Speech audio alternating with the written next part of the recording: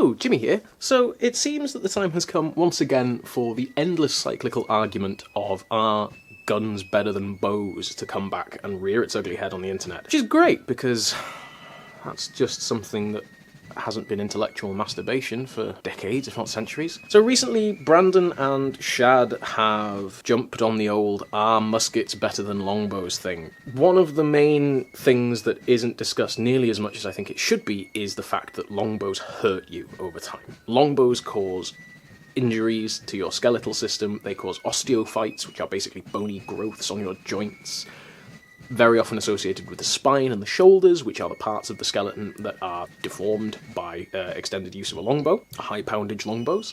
The 150 to 160 pound longbows that they found on the Mary Rose require you to effectively pull me across mid-air and then release. That's about what I weigh, a little bit less.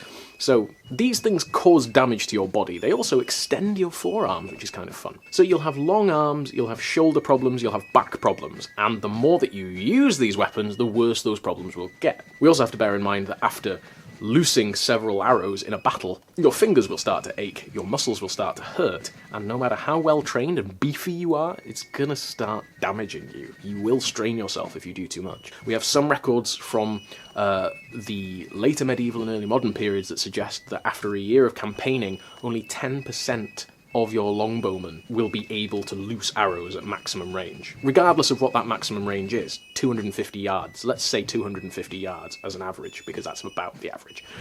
10% of your men being able to accurately use their weapon at maximum range is completely unacceptable to any general. That is just a viciously unacceptable level of attrition on your troops. So when longbowmen are your only ranged support, you're screwed unless you have lots of men to replace those longbowmen, which you will need, because your campaign is going to take longer than that. Combine that with the fact that in the medieval period your men are probably not getting the best food, they're not getting good healthcare, they're probably half of them dying of dysentery and cholera in the camps themselves. You're seeing a lot of attrition in your army. So this is a point that needs to be made, is that when we're comparing the 18th century flintlock musket with the medieval English longbow, even though the Welsh invented it, it's a completely useless and invalid comparison. It doesn't make any sense, because the medieval longbowman is primarily not a professional soldier. Primarily, he is a medieval peasant who is being drawn, conscripted into service at the behest of his liege lords and his king. When your dread prince tells you to get off the farm, pick up your bow and come to France, you do that, sometimes on pain of death. In the 18th century, most of our men handling and firing flintlock muskets are professional soldiers, or at least militiamen, who are regularly trained and drilled with their weapons. They're often also paid to do this, and voluntarily join the army. So we're not comparing like for like on any level here. This is nothing if... This is not a valid like for like comparison of two similar weapon systems. It's not like we're comparing the German MP40 with the American Thompson submachine gun. We're not comparing the Browning automatic rifle with the Bren light machine gun. We're comparing a medieval warbow with an 18th century firearm. Completely different. Flintlock muskets don't damage your joints like longbows. They just don't. You don't need to train from childhood to develop the muscle strength to use a longbow as effectively as a medieval longbowman. You just don't. You can train a man with a musket in an hour to be semi-usable in battle. You can't do that with a longbowman. You just cannot do that. Equally, a longbow is a quieter, very powerful weapon that is very good in guerrilla warfare. A musket is much louder, but gunshots are scary and are likely to cause as much confusion as a volley of shafts from the darkness when you're attacking a column of Norman knights. So each of these weapons is completely different. They each have different pros and cons. Can you carry millions of rounds of musket ammunition relatively easily using horses and carts? Yes, but can you also carry hundreds of thousands of arrows and shafts relatively easily using horse and carts? Yes. Does it take a lot of skill, time and specialism to make an 18th century flintlock musket? Yes, of course it does. Does it take lots of skill, time and specialist skills to make a powerful, reliable medieval warbow? Well, no matter what Shad thinks, yes it does. I have made a warbow. It was not cheap, it was not easy. It took time, skill and effort, and I needed the assistance of a trained bowyer. There's a reason Fletcher and bowyer and arrowsmith are names. It's because they are jobs, they are crafts, they are artisans. Alright? You don't just throw a warbow together and expect it to last a campaign. That's how you snap a bow. Okay? They are not just sticks. There is artistry to them. It's completely different. By the 18th century, we have proto-industrialization allowing the use of factories, steam power at the end of the century even, to create these weapons. We don't have that in the medieval period. We're reliant on individual craftspeople. Yes, there are guilds, but those are still people using hand tools to make specialist equipment. Very difficult to make a comparison there, right? We have, by the 18th century, effectively a global market economy, with the British Empire and the colonies of various other countries all over the world, allowing these global concerns to equip troops effectively anywhere with standard firearms and gunpowder and cartridges. That's not a thing in the medieval world. It's just not. So these comparisons, although they're great fun, and I love both of the channels involved, I subscribe to both Brandon and Shad, and I watch their videos regularly and I enjoy them. It doesn't work, and it's never worked, and it's never ever going to be anything other than intellectual masturbation, effectively. So where do I stand on it? I don't stand anywhere, because I'm interested in both of these weapons. I find flintlock muskets fantastic. I think they're really interesting. I would like one at some point. Once I get my shotgun license, I may buy one. But I also love longbows, and I love loosing arrows, and I love archery. I think it's fantastic fun. I love both of these things, both as pieces of equipment and as pieces of art.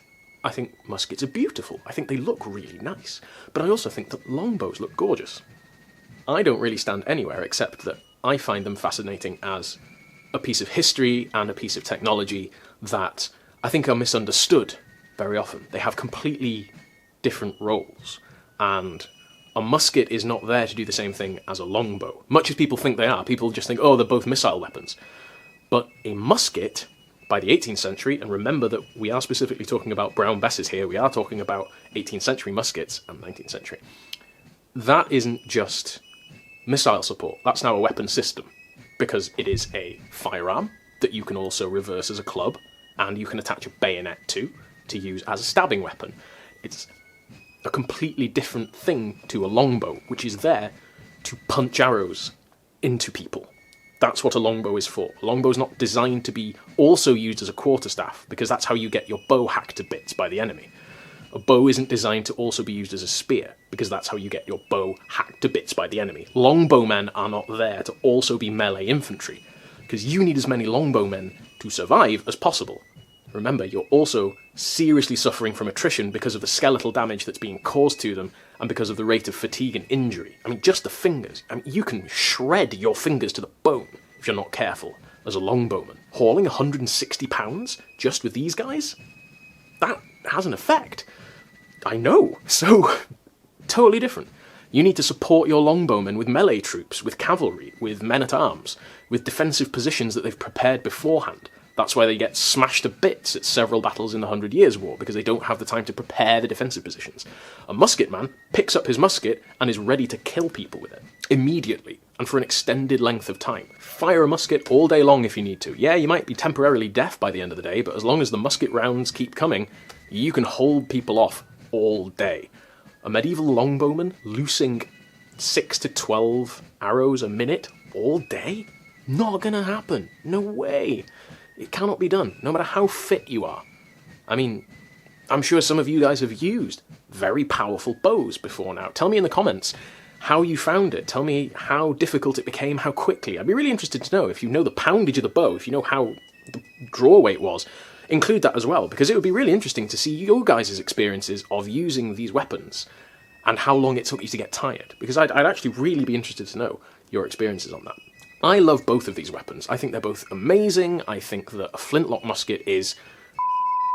I think a flintlock musket of an 18th century pattern is such an evocative weapon of the military of the period. You know, it brings to mind images of the Napoleonic Wars, of Sharpe, and of the American War of Independence, and that kind of thing. But also, a war bow brings to mind, you know, serried ranks of men loosing and darkening the sky with shafts and massacring the flower of French chivalry at Azincourt and places like that. They're fantastic weapons, but they are two completely different weapons from two completely different periods, with two completely different purposes, used by two completely different, chronologically and physically, sets of people. Your 18th century soldier would probably last 2 minutes in a fist fight against a longbowman, but a longbowman would probably try to eat a musket the first time he saw it. He wouldn't, obviously. Why would he do that? He's probably not got that bad a diet. Interestingly, though, the skeletons of the longbowman on the Mary Rose suggests that he had very good nutrition. He had an excellent diet. He was doing heavy lifting and heavy work, and also doing a lot of work with his longbow. But his bones and the structure of his body suggests that he actually had a really, really good diet with lots of protein. So this is an elite longbowman. This is a very good, powerfully built man. So obviously, the generalisation that medieval people had terrible diets isn't true. A lot of them did. But clearly, this man is bucking the trend quite nicely. Seriously, thank you so much for all of your support recently, by the way. I've been doing loads of PhD work. I've been trying really hard to get on top of my videos as well, so that I'm a little bit further ahead. Obviously, I've just had my first sponsored video, and a load of extra people have just joined the Patreon and have been giving me coffee donations, and I literally couldn't make these videos without your support. I genuinely just couldn't do it.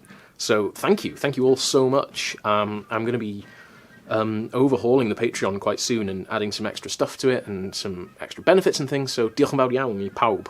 Thank you so much to everybody for helping out. Now, I really hope you enjoyed this video. I love both of the videos.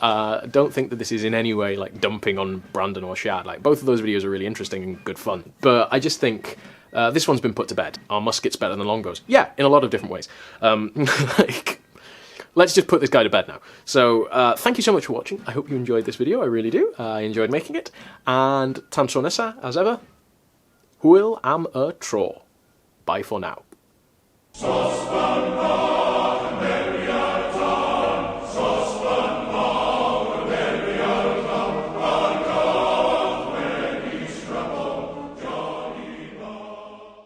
Should do an archery video where we shoot stuff with a longbow. Have to get hold of some ballistics gel. Go modern rogue style.